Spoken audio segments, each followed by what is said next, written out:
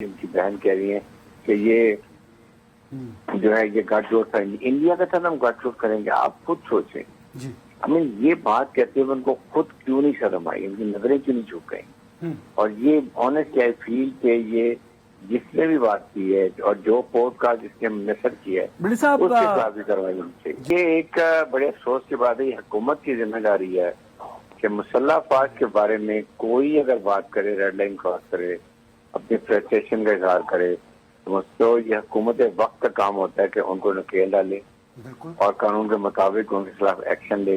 Frustration family की, उसके बाद ये आप अपने अपने खुद ठीक नहीं करते हैं। ये चाहते हैं कि बानी पीटीआई जब वो जेल में रहें और इनकी फैमिली की, और उसके बाद इनके जो खास ये लीडर हैं ये इनकी दुकान चमकती रहे। ये इस वजह से ये ऐसी स्टेटमेंट देते हैं। तो मुसल्लह अफवाज के खिलाफ अगर कोई बयान दिया जाता है ये एक किस्म की आप रेड लाइन क्रॉस करते हैं। ये जिस सोर्स फ्रस्ट्रेशन पाकिस्तानी मुसल्लह अफवाज को बदनाम करने की कोशिश। नंबर 3, इसके साथ आप ये देख लें कि अब इंडिया की गोदिया मीडिया आज किस तरह वहां इसको उछाल रहा होगा। बिस्मिल्लाहिर्रहमानिर्रहीम, अस्सलाम वालेकुम। आप देख रहे हैं पब्लिक पल्स और मैं हूं अनवर रजा। सियासत में सब्र तहम्मुल और बर्दाश्त का कल्चर नापैद होता दिखाई दे रहा है। बरसरे इक़्तिदार हों तो सब कुछ ठीक दिखाई देता है और अपोजिशन में हों तो फिर निज़ाम में कीड़े दिखाई देते हैं। मौलाना फजल रहमान के बाद नौरीन नियाजी के बयान ने नई सियासी बहस भी छेड़ दी है और नई सियासी पेचीदगियों को भी जन्म दिया है। मौजू पर गुफ्तगू के लिए मेरे साथ मौजूद हैं दिफाई तज्जियाकार ब्रिगेडियर हारिस नवाज साहब। ब्रिगेडियर साहब ज्वाइन करने के लिए बहुत शुक्रिया। और स्टूडियोज में मेरे साथ मौजूद हैं माहिर कानून तज्जियाकार बैरिस्टर साद रसूल साहब। बैरिस्टर साहब आपका भी शुक्रिया। ब्रिगेडियर साहब मेरे साथ मौजूद है, लाइन ड्रॉप है तो काइंडली जरा देखिएगा ताकि मैं अपना गुफ्तगू का आगाज कर सकूं। साथ है ब्रिगेडियर साहब, आपको मेरी आवाज आ रही है? मुझे आपकी आवाज बिल्कुल हल्की आ रही है, थोड़ी आवाज जरा आवाज जरा लाउड एंड क्लियर कीजिएगा।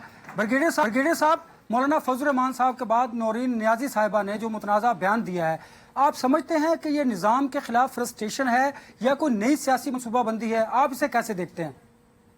देखें, ये जो बयान है ये बहुत ही अफसोसनाक, अनएक्सेप्टेबल, अनकॉल्ड फॉर, और उसके बाद ये रियासत के खिलाफ है उसे उन्होंने, और जो मुसल्लह अफवाज के खिलाफ अगर कोई बयान दिया जाता है ये एक किस्म की आप रेड लाइन क्रॉस करते हैं। और खास तौर पे ऐसा ख्याल है बयान जो झूठ पे मबनी हो। और उसके बाद पाकिस्तान, आप ये सोचें कि क्या पाकिस्तान के फील्ड मार्शल ने किस तरह कौम को यकजा किया, उसके बाद इंडिया का मुंह काला किया, उसका मुंह जिल्लत हमें शिकस्त दी, और उसके बाद वो भागते हुए ट्रम के बगैर मिलते करवा कर, और उसके बाद फील्ड मार्शल ने फिर दोबारा कहा कि अगर दोबारा मिलिट्री किया तो हम 50 से 60% इसके इकोनॉमिक कम्युनिटी लॉस करेंगे। और फिर क्या हम ये कभी सोच सकते हैं कि इंडिया से गठजोड़ करेंगे दुश्मन से जो पाकिस्तान को बर्दाश्त नहीं कर सके, जिसको हमने इतनी बुरी तरह जिल्लत में शिकस्त दी है, हमने इसको आइसोलेट किया, हम रीजन स्टेबलाइजर बन गए, हम एक नेट सिक्योरिटी प्रोवाइडर हैं, हमने जो पीस मेकिंग का काम किया जो दुनिया में कोई नहीं कर सका, वो फील्ड मार्शल ने अपनी जाती काबूसों की वजह से किया, इस्लामिक अकॉर्ड को साइन करवाया। इसको सोचते हुए आप मुझे बताइए कि वो फील्ड मार्शल जो एक हाफिज कुरान, उसके बाद वो आयात का तर्जमा करके बताते हों, उनकी बॉडी लैंग्वेज, उनका अज़्म, उनका हौसला और जज्बा ईमानी, पूरे ट्रुप्स हमारे उन पर ट्रस्ट करते हैं, ब्लाइंडली फॉलो करते हैं, वो मुझे बताइए कि वो इनसे इस तरह की बात करेगा। आप बताइए क्या इजराइल को हम तस्लीम करेंगे? इजराइल का हमारा पूरा नेशनल स्टैंड एक ही है कि जब तक फलस्तीन को एक दो रियासतों में वहाँ उनको 2 नेशन स्टेट नहीं बनती है, उनके इलाके 1967 में वापस नहीं होते हैं, जेरूसलम उनका दारुल खिलाफा नहीं होता, पाकिस्तान का भी सोच भी नहीं सकता। और उस वक्त ये बात करनी, वो भी इजराइल के बारे में, ये जिस सोच फ्रस्ट्रेशन पाकिस्तानी मुसल्लह अफवाज को बदनाम करने की कोशिश। नंबर 3, इसके साथ आप ये देख लें कि अब इंडिया की गोदिया मीडिया आज किस तरह वहां इसको उछाल रहा होगा। और ये फ्रस्ट्रेशन फैमिली की, उसके बाद ये आप अपने अपने खुद ठीक नहीं करते हैं। ये चाहते हैं कि बानी पीटीआई जब वो जेल में रहें और इनकी फैमिली की, और उसके बाद इनके जो खास ये लीडर हैं ये इनकी दुकान चमकती रहे। हाँ जी। ये इस वजह से ये ऐसी स्टेटमेंट देते हैं। सही है। बैरिस्टर साहब, नौरीन नियाज़ी साहबा का एक मुतनाज़ा बयान सामने है जिस पर उन्होंने कहा है कि पाकिस्तान और मोदी का गठजोड़ था जिसकी वजह से ये मार का हक हुआ। इंतहाई अफसोसनाक ये बयान है, और आप देखिए इस बयान के कौमी सलामती के जो इशूज़ हैं उन पर भी डेफिनेटली बड़े मनफी असरात मुरतब होंगे। जो हमारा रवायती दुश्मन है भारत, वो प्रोपेगेंडा कर रहा है और करेगा भी। और तीसरा, इससे तो बानी पीटीआई का जो काज है उसको नुकसान पहुंच रहा है। तो क्या ये सियासी फ्रस्ट्रेशन है, निज़ाम पर अदम एतमाद है, क्या है? आप हुकूमत पर तो बात कर सकते हैं लेकिन मुसल्लह इदारों पर तो बात नामुनासिब है। देखिए, ज़रूर इसके अंदर फ्रस्ट्रेशन है। मतलब इसके अंदर क्या दो राय हो सकती हैं। कुछ लोग हैं हम पाकिस्तान के अंदर मौजूद, कुछ पाकिस्तान से बाहर लेकिन पाकिस्तान के अंदर मौजूद, जो इस निज़ाम से सिर्फ नाला नहीं है बल्कि अपनी कोशिशों की नाकामी के को देखते हुए थोड़े फ्रस्ट्रेटेड है जी। शायद जिस तरफ आपने इशारा दिया, शायद अगर पाकिस्तान के जो मुतल्लिका फोरम्स हैं उनके ऊपर अगर एक डेमोक्रेटिक कॉन्स्टिट्यूशनल प्रोसेस की रवानी होती तो शायद ये फ्रस्ट्रेशन और तरीकों में निकलती, लेकिन सर्टनली इसके अंदर फ्रस्ट्रेशन है। मेरी गुजारिश ये है तमाम पॉलिटिकल लीडर्स से, कुछ देर पहले फजल रहमान साहब की एक स्टेटमेंट सामने आई। नौरीन नियाज़ी साहब पॉलिटिकल लीडर तो नहीं है लेकिन एक नेशनली रिकग्नाइज्ड पर्सन है, खातून है, और लोग उनको फॉलो भी करते हैं, लोगों की उनसे मोहब्बत भी है, पीटीआई की खास तौर पे फॉलोशिप की, और दीगर भी बयान इसी तरह के माजी के अंदर भी आपको पता है ज़रदारी साहब, दीगर लोगों ने भी इस तरह के बयान दिए हैं। गुजारिश है सियासी तमाम पॉलिटिकल लीडरशिप से, तमाम लोगों से, कि ये मुख्तलिफ औकात में जो मुख्तलिफ लोग इस तरह की बात कर जाते हैं उसका वो सियासी लम्हा भी ख़त्म हो जाता है, कहानी थोड़ी आगे चली जाती है, कुछ साल बाद चीज़ें चेंज हो जाती हैं, और फिर उन्हीं लोगों को हमेशा इस बात की तनकीद फेस करनी पड़ती है। आप आज देखिए, आप थोड़ी सी भी बात अगर पीटीआई को कहें कि गैर मुनासिब बात है, लेट्स से क्या ये नहीं होनी चाहिए थी, तो वो ख्वाजा आसिफ साहब की स्टेटमेंट चला देते हैं जो उन्होंने पार्लियामेंट पे की कि जी इतनी गैर मुनासिब बातें भी हुई हैं। तो तमाम पॉलिटिकल लीडरशिप से दरख्वास्त है कि मुश्किल पॉलिटिकल अदवार भी आते हैं और आसान पॉलिटिकल अदवार भी आते हैं। पाकिस्तान की तारीख रही है, आसान पॉलिटिकल अदवार के अंदर तो आप अपनी जो भी गवर्नेंस स्ट्रक्चर है उसको इम्प्लीमेंट करने की कोशिश करते हैं, लेकिन जब मुश्किल वक्त आए तो ऐसी बातें ना करें जो पाकिस्तान को परमानेंट नुकसान पहुंचाएं या पाकिस्तान के नैरेटिव को बहुत देर के लिए ख़त्म करें। आपको याद है जब ये statement for example Nawaz Sharif साहब ने ये मुंबई अटैक्स के बारे में दी, उस वक्त ये एक छोटा सा पाकिस्तान के अंदर थोड़ी सी बात हुई, थोड़ी सी इंडिया में बात हुई। उसके चंद सालों बाद जब कुलभूषण यादव का केस आईसीजे में गया तो आईसीजे के फोरम पे वो पॉलिटिकल स्टेटमेंट जो कुछ साल पहले दी गई थी नवाज शरीफ साहब की तरफ से, वो पढ़ के सुनाई गई एज एविडेंस टू से कि जी पाकिस्तान टेररिज्म सपोर्ट कर रहा है। इस तरह की स्टेटमेंट्स दी किसी पॉलिटिकल मोमेंट में जाती हैं जिसमें लगता है कि कुछ एक पंच स्कोर हो गया है, लेकिन उसके जो ड्रॉबैक्स हैं या उसके जो नुकसानात हैं पाकिस्तान को, वो बहुत सालों बाद भी हो सकते हैं, जैसे कि आईसीजे के केस में, कुलभूषण के केस में हुए।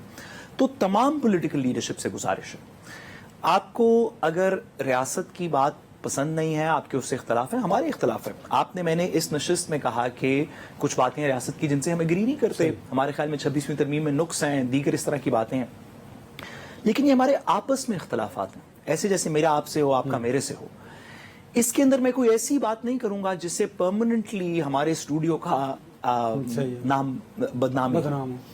तो गुजारिश ये है सब लोगों से, जो पॉलिटिकल लीडर्स हैं, जो वैसे नेशनल स्पॉटलाइट में हैं, नौरीन नियाज़ी साहिबा की तरह के, जो मौलाना फजल रहमान साहब की तरह के लीडर्स हैं, जो माजी के लीडर्स हैं, जो नाला के, आप ज़रूर अपनी ग्रीवेंस को बयान करें। आप कहें कि हम इस बात से नाखुश हैं, ये बात गलत है, लेकिन इसको बयान करने में क्योंकि आप मुख्तलिफ औकात में, जैसे भी मैंने नवाज शरीफ साहब वाली भी एग्जाम्पल दी, आप ऐसे पोजीशंस पे रहे, आपने निज़ाम को इतने करीब से देखा है कि आपको ना चाहते हुए भी अपने गुस्से को कर्ब करके कोई मुनासिब बात करनी चाहिए, वरना वो दिहाइयों तक पाकिस्तान के खिलाफ और आपके भी खिलाफ इस्तेमाल होगी, जैसे आज माजी के पॉलिटिकल लीडर्स की स्टेटमेंट्स ट्विटर के ऊपर, सोशल मीडिया पे हर वक्त चल रही है। ब्रिगेडियर साहब, आपने बतौर फौज जब ब्रिगेडियर सर्व किया तो आपने बड़े सिक्योरिटी और सियासी इश्यूज भी देखे होंगे। एक तो मुझे बताइएगा कि मौलाना फजल रहमान साहब और नौरीन नियाज़ी साहबा के बयान के पीछे क्या सियासी मोटिव हो सकता है, कोई सियासी शख्सियात हो सकती हैं, एक, और दूसरा क्या ये मौजूदा सियासी जमात जो है, हुक्मरान जमात, उसकी नाकामी नहीं कि उनका जो सियासी लगेज है वो तो किसी इदारे ने उठाया हुआ है और बजाय उस इदारे को डिफेंड करने के उनका सारा जो बोझ है वो उस इदारे की तरफ शिफ्ट किया जा रहा है। देखें, ये एक बड़े अफसोस की बात है, ये हुकूमत की जिम्मेदारी है कि मुसल्लह अफवाज के बारे में कोई अगर बात करे, रेड लाइन क्रॉस करे, अपनी फ्रस्ट्रेशन का इजहार करे, तो ये हुकूमत वक्त का काम होता है कि उनको नकेल डाले और कानून के मुताबिक उनके खिलाफ एक्शन ले, ताकि किसी की जरूरत ना हो। दुनिया में आपने देखा है कि कभी इवन इंडिया में आप देख लें, इतनी बड़ी फौज, इतनी बड़ी एयरफोर्स, पाकिस्तानी मुसल्लह फौज ने 2 दिन में शिकस्त दिलर हमें शिकस्त दी है। किसी ने वहां पर अपनी फौज के बारे में कोई बुराई नहीं की, कोई बुरा भला नहीं कहा। उसके बाद आप देख लें, ये पाकिस्तान है जिसकी वजह से इतनी छोटी फौज ने कितने बड़े दुश्मन को नाक करने चुबा दिए, उसको आइसोलेट कर दिया। हम अपने रीजन में सिक्योरिटी स्टेबलाइजर बन गए, हम यहाँ पे नेक्स्ट सिक्योरिटी प्रोवाइडर बन गए। प्रेसिडेंट ट्रम्प, ईरान की लीडरशिप दुनिया में इज्जत करती, जो हमने एक उनका पीस माहिदा करवाया है। फील्ड मार्शल ने अपनी जाती मेहनत से और जिस तरीके से वो बात करते हैं वो आपके सामने आपने देख लिया। और उसके बाद ये बात कर देना कि जी उनकी बहन कह रही है कि ये जो है ये गठजोड़ था, इंडिया का था, हम गठजोड़ करेंगे। आप खुद सोचें, हमें ये बात कहते हुए उनको खुद क्यों नहीं शर्म आई, उनकी नजरें क्यों नहीं झुक गई। और ये ऑनेस्ट आई फील के ये जिसने भी बात की है और जो पॉडकास्ट जिसने नशर किया है उसके खिलाफ भी कार्रवाई होनी चाहिए। बड़े साहब, आपको क्या इसके अंदर ये फील लगती है कि इस निज़ाम की हाइब्रिड नौयत से, जो कि हुकूमत खुद बार बार तस्लीम भी करती है कि हाइब्रिड नौयत का निज़ाम है, इसके अंदर हो ये रहा है कि जो पॉलिटिकल फ्रस्ट्रेशन है, मतलब अभी हम देखें रियासत के इदारों के कुछ बुनियादी काम है ना, वो एक जंग लड़ना है, उन्होंने लड़के दिखाई। एक इंटरनेशनल डिप्लोमेसी के अंदर अपनी स्ट्रेंथ स्टेबलाइजर वाला रोल अदा करना, जो कि उनका काम दिखाया, जो उनका भी उन्होंने किया। नहीं, सॉरी, मैं इसमें थोड़ी सी और बात करूं कि फॉरेन पॉलिसी का एक काम है, लेकिन फॉरेन पॉलिसी इस तरह की नेट सिक्योरिटी स्टेबलाइजर तभी बन सकती है ना अगर एक्चुअली आपकी आर्म्ड फोर्सेस उस तरह की स्टेबलाइज करने वाली हों। तो उन्होंने अपना काम करके दिखाया।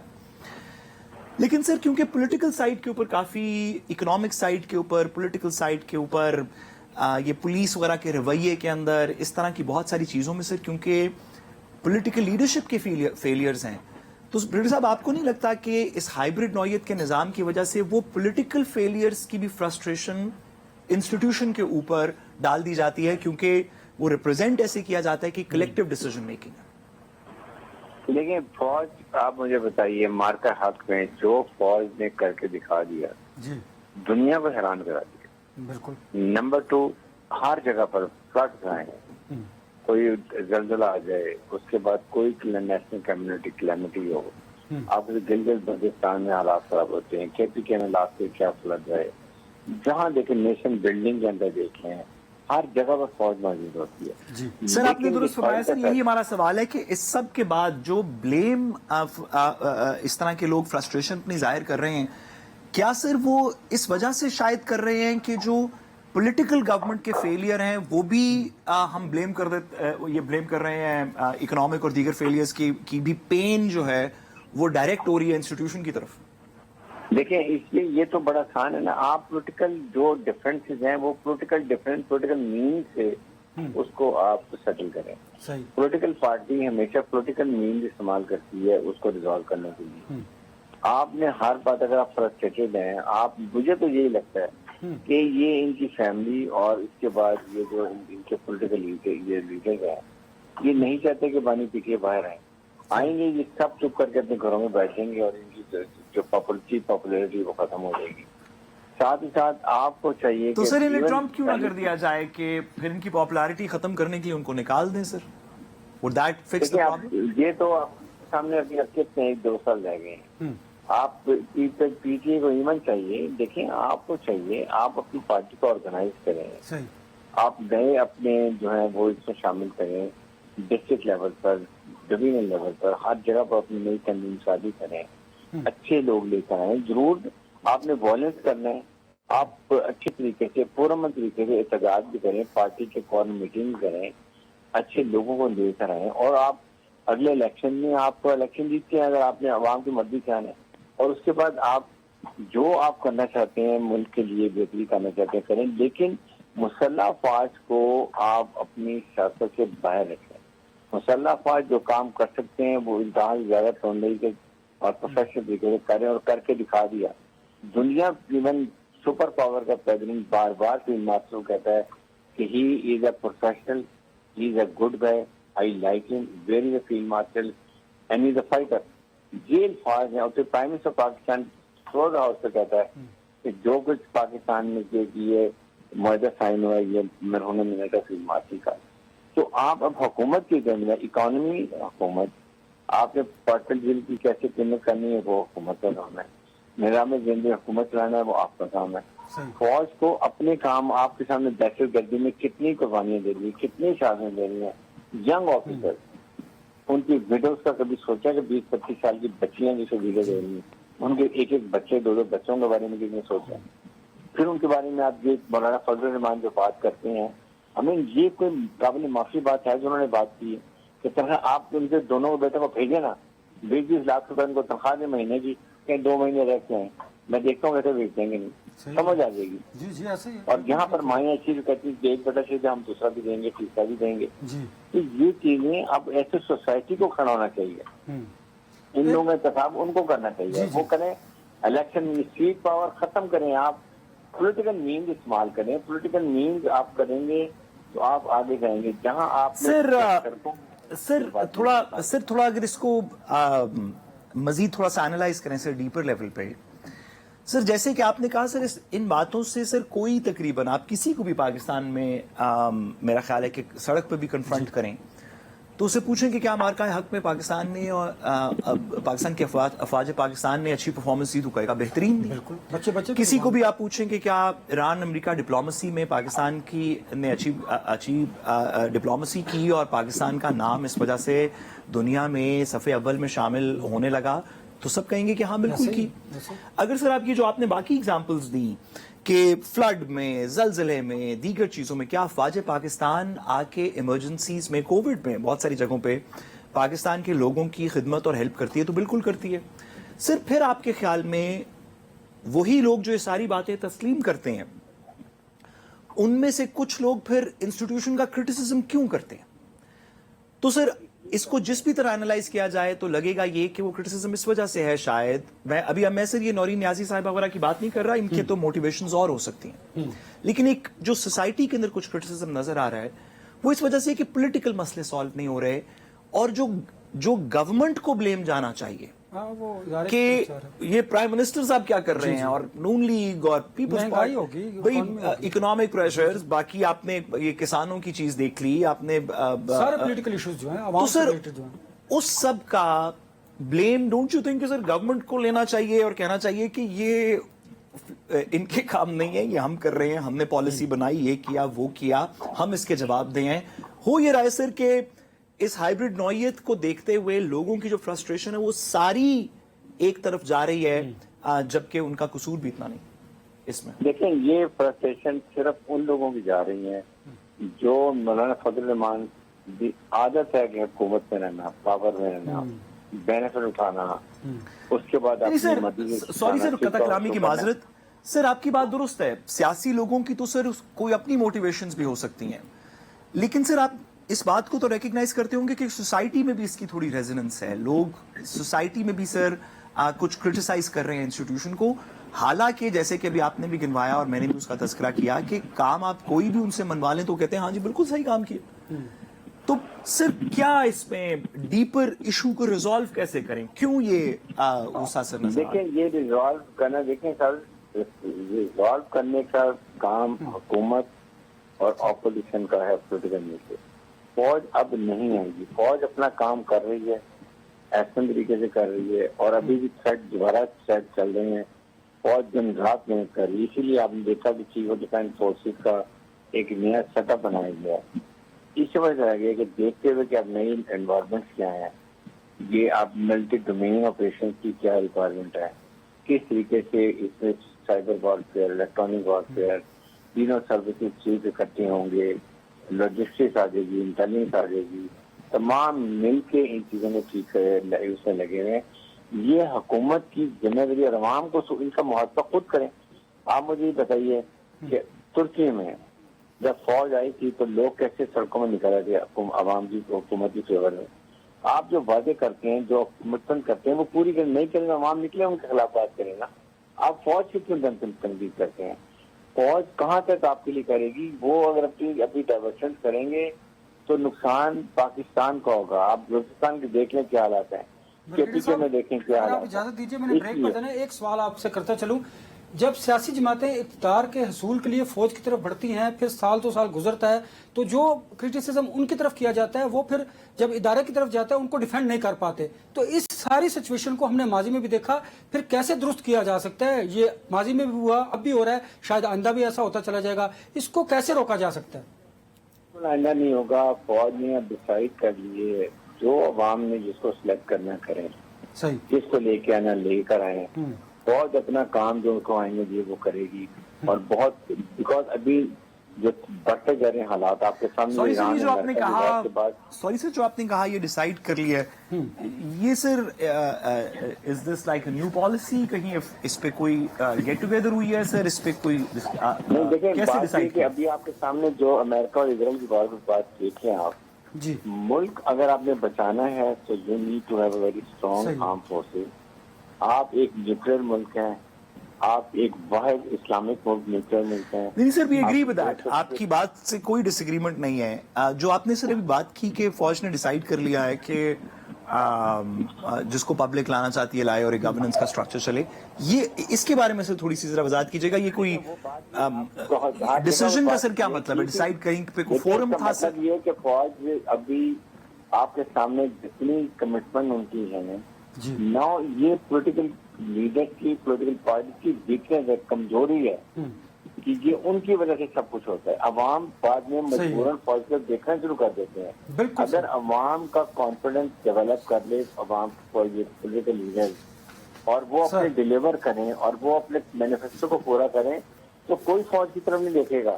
کیوں دیکھیں گے؟ اب مجبور آ کے تنگ آ کے جب وہ کہتے ہیں کہ ایک ادارے جو بتاتے ہیں, یہ کانسیپٹ ختم ہونا چاہیے. برگیڈ صاحب, سیاسی معاملات کو سیاسی طریقے سے حل کرنا چاہیے, اس میں اداروں کو شامل نہیں کرنا چاہیے. آپ کے سامنے پرابلم یہ کہ ملک میں نیشنل پارٹی ختم ہو رہی ہیں, ساری ریجنل پارٹی بن رہی ہے. صحیح ہے, یہ بڑا خطرناک ٹرینڈ ہے. درست, جتنی نیشنل پارٹیز ہوں گی اتنی فیڈریشن اسٹرانگ ہوگی, جتنی ریجنل پارٹی ہوں گی فیڈریشن ویک ہوگی. اور یہ لیکن سر یہ تو پارلیمنٹ نے فیصلہ کیا نا, یہ تو ایک کسی مطلب یہ تو 18th امینڈمنٹ کا ایک فیصلہ ہے اور انہی پولیٹیکل پارٹیز نے کیا جو اس وقت حکومت میں ہے. فیصلہ کیا آپ کی پارٹی نے, پیپلز پارٹی تھی, نیشنل پارٹی تھی پہلے, اب ریجنل ہو گئی. سر آپ صحیح کہہ رہے ہیں, سر آپ صحیح کہہ رہے ہیں. میرا سر کہنے کا صرف مقصد ہے کہ اجازت دیجیے اس ایشو کو وائنڈ اپ کرنا ہے. برگیڈر صاحب مجھے ایران اور امریکہ کے ایشو پر بھی جانا ہے, لیکن وہ بریک اس کو زیر بحث لائیں گے. میرے ساتھ رہیے گا. Welcome back. ایران نے امریکہ کے ساتھ میمورینڈم آف انڈرسٹینڈنگ جو تھا اس کو سسپینڈ کر دیا. ان کا کہنا ہے کہ جب تک یہ حملے نہیں روکے جاتے اس وقت تک اس معاہدے پر عمل درآمد نہیں ہوگا, جس کے باعث مشرق وسطیٰ میں کشیدگی بڑھ گئی ہے. کیا اس کا سفارتی حل نکلے گا یا پھر یہ جنگ جو ہے وہ طویل ہوگی؟ بیرسٹر صاحب, ساری سچویشن دیکھ رہے ہیں کہ حملے ایک دوسرے پر کیے جا رہے ہیں, الزامات بھی لگائے جا رہے ہیں, سخت سٹیٹمنٹ آ رہے ہیں. اب ہرمس بھی بند ہے, امریکہ بھی ایران کو تباہ کرنے کے در پہ ہے, اسرائیل بھی. ساری سچویشن آپ کے سامنے. سفارتی حل ہوتا دیکھ رہے ہیں یا اس جنگ کو طویل ہوتا دیکھ رہے ہیں آپ؟ دیکھیے, گزارش یہ ہے کہ اس ناچیز کو جو پچھلے 3 مہینے کے اندر بات سمجھ آئی وہ یہ ہے کہ ایران جنگ جیت گیا ہے. بھئی پہلے دن آپ نے جب ایران پہ حملہ کیا انپرووکڈ, تو سٹیٹمنٹ یہ تھی کہ ہمیں امید یہ ہے کہ ہم شہید کر دیں گے آیت اللہ کو اور ٹاپ کی کچھ لیڈرشپ کو, اور پھر ایران کے اپنے لوگ نکل آئیں گے اتنے زیادہ کہ وہ گورنمنٹ کو اوور تھرو کر دیں گے. یہ امریکہ کی سٹیٹمنٹ تھی, یہ اس کا آبجیکٹو تھا. رجیم چینج کرنا اس کا آبجیکٹو تھا. پھر جب کچھ عرصہ گزرا اور پتا چلا کہ وہ رجیم چینج نہیں ہوا تو آبجیکٹو تھوڑا چینج ہو گیا. آبجیکٹو یہ ہو گیا کہ ہم ایران کی بلسٹک پاور اور ڈرون پاور اور نیوکلیر پاور ختم کرنے کے لیے نکلے ہیں, اور وہ معاہدہ کرے کہ, اور وہ یہ ہم انشور کریں گے کہ وہ کبھی آئندہ نہیں یہ اس میں سے کوئی چیز کر سکے گا. پھر جنگ شروع ہو گئی تو پتہ چلا کہ ان کی بلسٹک پاور بھی موجود ہے اور ایکسپینڈ کر رہی ہے, اور ڈرون پاور بھی موجود اور ایکسپینڈ کر رہی ہے, اور نیوکلیر ایشو کے اوپر انہوں نے اپنا مٹیریل گیو اپ کرنے کو نہیں کہا. انہوں نے وہی بات کی جو جنگ سے پہلے وہ IAEA کے ساتھ کر رہے تھے کہ ہم نیوکلیر ویپن میں انٹرسٹڈ نہیں ہیں. اور اوپر سے یہ ہوا کہ انہوں نے ہرمز بند کر دی, جس میں ہمیشہ سے شک تھا کہ شاید وہ کر سکے گا یا شاید امریکن ملٹری فورس کے سامنے ہرمز بند نہیں ہو سکے گی, سینٹ کام اس کو ہولڈ کرے گی. پتہ چلا کہ انہوں نے ہرمز بند کر دی جو اس وقت تک بند تھا. اس کے کانسیکوینس کے اندر نہ اوریجنل آبجیکٹو جو رجیم چینج کا تھا وہ پورا ہوا, نہ سیکنڈ تھرڈ فورتھ آبجیکٹو جو چینج تھا وہ پورا ہوا, اور ایک ایسا معاہدہ سائن ہوا جس میں امریکہ نے تسلیم کیا کہ ہم آپ کو according to certain conditions $300 billion کا ری بلڈنگ فنڈ بھی دیں گے, آپ کی سینکشنز بھی ختم کر دیں گے. ہرمز پہ بھی کچھ کنٹرول ایک لحاظ سے تھوڑا تسلیم ہوا, اور ساتھ ہی ساتھ جو پیسے باہر ایران کے سارے پھنسے ہوئے تھے وہ بھی انہوں نے کہا کہ ہم ریلیز کر دیں گے, اور لیبنان کے اوپر بھی جنگ بندی ختم ہوگی. پھر نیچرلی سپوائلرز نے اس کو خراب کرنے کی, امریکہ کو یہ معاہدہ تسلیم تھا, ایز ان یہ MOU تسلیم تھا, جس میں امریکہ کے جو سٹیٹڈ آبجیکٹیوز تھے جو رجیم چینج سے ہوئے تھے اس میں سے تقریباً کوئی بھی میرے خیال میں پورا نہیں ہوا. پھر کچھ سپوائلرز نے, اسرائیل نے ان پرٹیکولر, لیبنان کے اندر مزید چھیڑ چھاڑ کی, جس وجہ سے پہلی دفعہ سیز فائر بند ہوا. پھر مزید لوگ واپس اکٹھے ہوئے, ایک MOU سائن ہوا. پھر اس کے درمیان میں مزید کچھ کشیدگی اور سپوائلرز کی وجہ سے وہ دوسری دفعہ بھی بریک ہو گیا, اور اب تقریباً آل آؤٹ جنگ کے دہانے پہ ہم واپس کھڑے ہیں. میرے خیال میں یہ بات تسلیم کرنی چاہیے کہ اس جنگ میں ایران جیت گیا تھا, اور جو معاہدہ MOU ہے وہ ایران کی ٹرمز کو تسلیم کرنے کا ایفیکٹولی معاہدہ. اگر اس بات کو تسلیم کر لیا جائے دونوں سائیڈز کی طرف سے تو یہ پیس ہولڈ کر سکتا ہے. اگر اس حقیقت کے سامنے دونوں سائیڈز کہیں کہ ہم جیت گئے, ہم تباہ کر دیں گے, سیولائزیشن برباد کر دیں گے, وہ کہیں پھر آپ کر کے دکھائیں, ہم گراؤنڈ ٹروپس بھیجیں گے, وہ کہتے ہیں آپ بھیج کے دکھائیں, پھر تو یہ ایسے ہی چلتا رہے گا. بھائی ایک جنگ ہوئی ہے, اس کو ختم کرنے کا کوئی طریقہ ہوگا, اس کے اندر کوئی جیتا کوئی ہارا, کچھ گین کیا کچھ لوز کیا. اس بات کو تسلیم کرنا چاہیے کہ اچھا برا صحیح خراب لولا لنگڑا ایران میدان میں امریکن آبجیکٹیوز کو ڈیفائی کرنے میں کامیاب ہو گیا. ایران جنگ جیت تو نہیں, یہ تو نہیں آپ کہہ سکتے کہ ایران نے امریکہ کے اوپر قبضہ کر لیا, لیکن جن آبجیکٹیو سے امریکہ نے جنگ شروع کی تھی وہ ایران نے آبجیکٹیوز پورے نہیں ہونے دیے, یہی اس کی جیت ہے. بریگیڈیئر صاحب, مشرق وسطیٰ کی بدلتی ہوئی صورتحال, اب ایران نے کہا کہ ساتھ نہیں ہم, تو اب جو یہ سچویشن ہے مشرق وسطیٰ کی, اس میں آپ نئے ہرمز اور باب المندب جو ہے وہ غیر محفوظ ہیں. کیا 1973 میں اس طرح کے ایک توانائی کا بحران آیا تھا, آپ سمجھتے ہیں کہ وہ بحران ان وجوہات کی وجہ سے اب بھی آ سکتا ہے؟ دیکھیے, جب توانائی کا بحران آیا تھا نا تو دنیا اس طرح الیکٹرانکلی اور AI سے کنیکٹڈ نہیں تھی, اتنا بڑا بحران تھا. اگر کسی وجہ سے ایران کے پاور سٹرکچرز کے اوپر, انرجی جنریشن یونٹس کے اوپر, ڈسٹریبیوشن یونٹس کے اوپر, ٹرانسمیشن یونٹس کے اوپر حملہ ہوا اور ایران میں ایک ڈارکنس کر دی گئی تاکہ وہ دنیا سے انٹریکٹ نہ کر سکے, کوئی بات نہ کر سکے, کوئی الیکٹرانک ایکوپمنٹ نہ یوز کر سکے, تو ایران نے وعدہ کیا ہے کہ ہم گلف کے دیگر ممالک کو بھی اندھا کر دیں گے, electronically so to speak, blind کر دیں گے.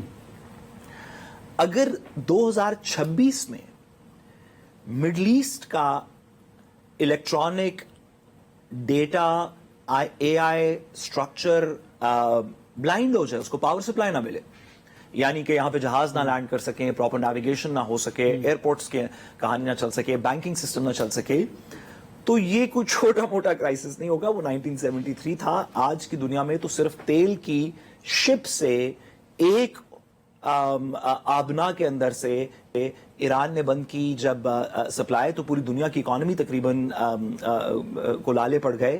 اگر مڈل ایسٹ الیکٹرانکلی بلائنڈ ہو جائے تو میرا خیال ہے کہ اسی کو تیسری ورلڈ وار کہتے ہیں. صحیح ہے. ایئر وائس مارشل اعجاز محمود ملک صاحب نے ہمیں جوائن کیا ہے. ملک صاحب, جوائن کرنے کے لیے بہت شکریہ. فرمائیے گا کہ کیا اب امریکہ جو ہے وہ ایران کے ریاستی ڈھانچے کو نقصان پہنچا رہا ہے, پل تباہ کر رہا ہے, ایٹمی تنصیبات کی بجائے اب وہ بجلی گھر کی طرف آ رہا ہے اور بلڈنگز پر اٹیک کر رہا ہے, اور ایران نے بھی جو MOU ہے اس کو سسپینڈ کر دیا ہے. ایسی صورتحال میں اب جنگ کو طویل ہوتا دیکھ رہے ہیں, یا پھر قطر, پاکستان, ترکیہ, سعودی عربیہ کی جو سفارتی کوششیں ہیں اس کو کامیاب ہوتا دیکھ رہے ہیں؟ یقیناً یہ تشویشناک صورتحال ہے, اور اس کے بارے میں کوئی ڈیفینیٹو ٹرمز میں کوئی تجزیہ کر کے یہ رائے دینا کہ آنے والے دنوں میں کیا ہوگا یہ بڑا مشکل ہے، کیونکہ پریزیڈنٹ ٹرمپ جس انداز سے وہ اپنی سیاست کرتے ہیں اور جس انداز سے وہ انٹرنیشنل معاملات کو مینج کرتے ہیں، اس میں وہ دنوں کی بنیاد پہ نہیں بلکہ گھنٹوں کی بنیاد پہ وہ جو ہے ان کی پالیسی سٹیٹمنٹس، پالیسی ایکشنز، وہ ساری چیزیں تبدیل ہوتی رہتی ہیں۔ لیکن میرا اپنی ذاتی رائے یہ ہے کہ اگرچہ یہ سیز فائر کی بہت بڑی ہوئی ہے اور بہت زیادہ جو ہے تباہی ہوئی ہے ایران میں بھی، لیکن ایران کا رسپانس بھی جو ہے وہ ملٹیپل جو ہے گلف اسٹیٹس میں انہوں نے دیا ہے، اور اس کی وجہ سے یہ ایک پورا خطہ جو ہے وہ دوبارہ ایک جنگ کی لپیٹ میں ہے۔ لیکن اس کے باوجود میں سمجھتا ہوں کہ جو میڈیشن کی کوششیں در پردہ ہو رہی ہوتی ہیں اس کی بنیاد پہ اور اپنے انٹرسٹ کی بنیاد پہ بیٹر سینس ول پرویل، اور دوبارہ یہ مذاکرات کی میز پہ آ جائیں گے اور ڈی ایسکلیشن ہو جائے۔ صحیح ہے، چلیے مجھے بریک کی طرف بڑھنا ہے، بریک کے بعد جب واپس آئیں گے تو گفتگو کے سلسلے کو میرے ساتھ رہے گا۔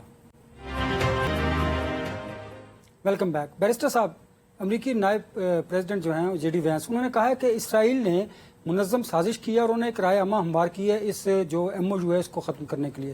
یہ بہت بڑا الزام ہے، آپ سمجھتے ہیں یہ اسپوائلر اسرائیل کی وجہ سے یہ ایم او یو آگے نہیں بڑھ پا رہا اور شاید جنگ بندی نہیں ہو پا رہی؟ دیکھیے کہ بڑی اچھی بات ہے کہ امریکن وائس پریزیڈنٹ نے بات کی، ساری دنیا تو بڑی دیر سے بات کر رہی ہے۔ آپ الجزیرہ سننا شروع کر دیں، جو کہ پچھلے عرصے میں بہت زیادہ سننے کا موقع ملا، کم از کم مجھے۔ آپ امریکن ٹیلی ویژن چینل سننا شروع کر دیں، ایک فاکس نیوز کے علاوہ آپ یہ C N N, N B C, A B C وغیرہ سنیں، آپ آسٹریلین یا اسکائی نیوز وغیرہ سننا شروع کر دیں، تو آپ کو امیڈیٹلی ایک انڈین میڈیا کے علاوہ، اسرائیلی میڈیا کے علاوہ اور امریکہ میں جو رائٹ ونگ ریپبلکن میڈیا اس کے علاوہ، اس میں بھی خیر اب کچھ چینجز آ چکے ہیں۔ سب لوگ اس بات کو تسلیم کر رہے ہیں کہ اسرائیل، جس کے اب سے کچھ عرصہ پہلے، اور ہمیں اس بات کو صرف 2026 کے تناظر میں نہیں دیکھنا چاہیے، 2024 کے میرا خیال ہے 23 کے اکتوبر میں جب اسرائیل کے ایک کانسرٹ کے اوپر اٹیک ہوا تھا، اس کے بعد سے ایک لارجر پلان بنا میری ناقص رائے میں اسرائیل کی طرف سے، جس میں انہوں نے اسماعیل ہانیہ کو شہید کیا ایران کے اندر، انہوں نے اسماعیل سنوار کو شہید کیا غازہ کے اندر، انہوں نے ایران کے پرائم منسٹر کا جہاز، آپ کو پتہ ہے ان کا اور ان کے فورن منسٹر کا جہاز گر گیا جب وہ آذربائیجان سے شاید واپس آ رہے تھے۔ اس کے اندر شہید نصر اللہ کو کیا گیا، نصر اللہ صاحب کو شہید کیا گیا جو کہ حزب اللہ کے لیڈر تھے۔ اس کے اندر سیریا کی گورنمنٹ ٹاپل ہوئی، ایک لارجر پلان تھا۔ اس کے اندر ایبراہم اکارڈ سائن ہوئے اسی کچھ پیریڈ کے اندر، جس پیریڈ کی میں بات کر رہا ہوں، اس کے اندر ایک لارجر بورڈ آف پیس کی سیٹلمنٹ ہوئی، جس سے اس خطے کے اندر اسرائیل کی ایک ایفیکٹولی اتھارٹی جس کے اندر موجود تھی، پیلسٹینینز کا ذکر نہیں تھا۔ اسرائیل کا ایک لارجر ایم تھا اس خطے میں، اس ایم کی سیکنڈ لاسٹ کڑی ایران تھا، کہ اگر ایران کسی طریقے سے اس کی کرنٹ رجیم سے ختم ہو کے رجیم چینج ہو جائے اور ایک ایسا ملک بن جائے جو کہ اسرائیل کے ساتھ تھا بالکل دوست ہے، تو پھر بس ایک آخری سیڑھی پاکستان رہ جائے گا۔